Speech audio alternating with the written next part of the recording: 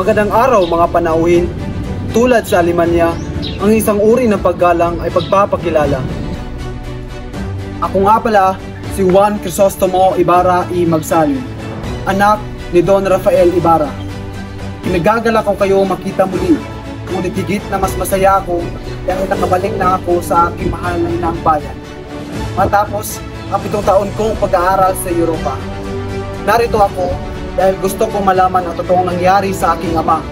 Pero bago ang lahat, akin muna pupuntahan ang aking mahal na si Maria.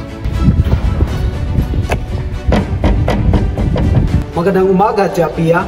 Nandyan po ba ang aking mahal na si Maria? Oh Maria, wala pa rin kupas ang iyong ganda. Sa aking puso'y kay nag-iisa. Nakalimutan? Anong nakalimutan? Ang iyong natatanging ganda at kabaitan ay hindi makakalimutan ng sinuman. Ito, ang isang tuyong dahon ng sambong, bilang patunay na hindi kita nakalimutan. Mauna na po ako aking mahal, sapagkat bibisitahin ko pa ang puntod ng aking ama. Hanggang sa muli nating pagkikita, Maria.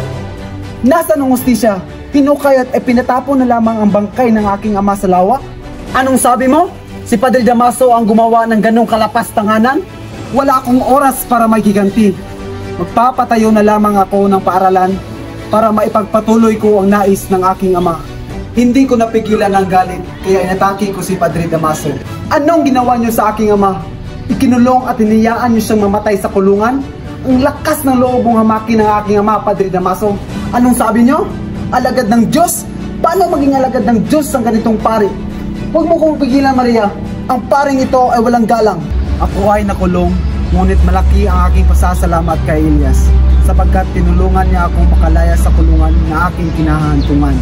Ang daming sibil na nakasunod, Elias. Ano na ang dapat natin gawin? Sige, kung yan ang iyong pasya. Ako'y nakatakas dahil nalinlang ni Elias sa mga sibil. Nang lumundag si Elias sa bangka, at pinagbabaril siya ng mga sibil. Sa kabayanihan ni Elias, ako ay nakatakas. Ngunit kapalit nito ay ang kanyang buhay. Muli, ako, si Juan Crisostomo Ibarra y Magsalin. Hanggang sa muli nating kabanata.